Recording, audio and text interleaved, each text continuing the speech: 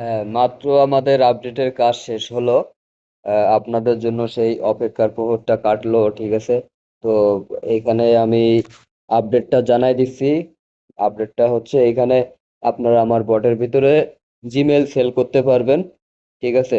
তো Gmail sell করার জন্য আপনাদের কি করতে হবে, এখানে জিমেল সেল বাটন যে বাটনটা আছে এখানে ক্লিক করবেন। ক্লিক করলে আপনার উপরে এরকম একটা অ্যারো বাটন আসবে, অ্যারো বাটনে আপনারা ক্লিক করে দেবেন, ঠিক আছে। অ্যারো বাটনে ক্লিক করার পরে আমাদের ইন্টারফেসে চলে আসবে। তখন আপনার জিমেইলের ইন্টারফেসে চলে আসবে, তখন আপনারা এখানে ক্লিক করে আসার পরে এখানে রেজিস্টার করুন, এইখানে বাটনে একটা ক্লিক করবেন, করে এখানে আপনাদের নাম, জিমেইল, মোবাইল নম্বর, পাসওয়ার্ড, কনফার্ম পাসওয়ার্ড দিয়ে আপনারা একটা জিমেইল রেজিস্ট্রেশন করে নেবেন, ঠিক আছে। অ্যাকাউন্ট ক্রিয়েট করে নেবেন। নেওয়ার পর যেহেতু আমার করা আছে আমি আবার করে দেখাচ্ছি না, ঠিক আছে। তো আমার করা আছে যেহেতু আমি এটা লগ ইন করে নিচ্ছি।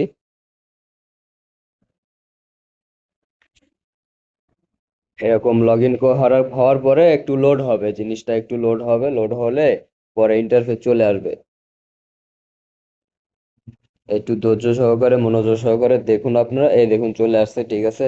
তো এইখানে আমার ব্যালেন্সে আছে 1,000 টাকা ব্যালেন্সে আছে। আমি এখানে ডেমো হিসাবে এটা দিয়ে রাখছি আপনাদের দেখানোর জন্য, ঠিক আছে। তো এটা কোনো তোলপাড়ের বিষয় না। এখন আপনারা কি করবেন, এখানে একটা জিমেইলের দাম হচ্ছে 20 টাকা, ঠিক আছে। একটা জিমেইল আমার কাছে বিক্রি করবেন, 20 টাকা পাবেন, ঠিক আছে। এখানে আপনি জিমেইলটা লিখবেন, আর এইখানে পাসওয়ার্ড লিখবেন। আর এইখানে যদি আপনার রিকভারি কোনো থাকে, তাহলে রিকভারি যদি কোনো অ্যাড্রেস থাকে তাহলে রিকভারি অ্যাড্রেসটা দিবে না, যদি না থাকে তাহলে দেওয়ার দরকার নাই, ঠিক আছে।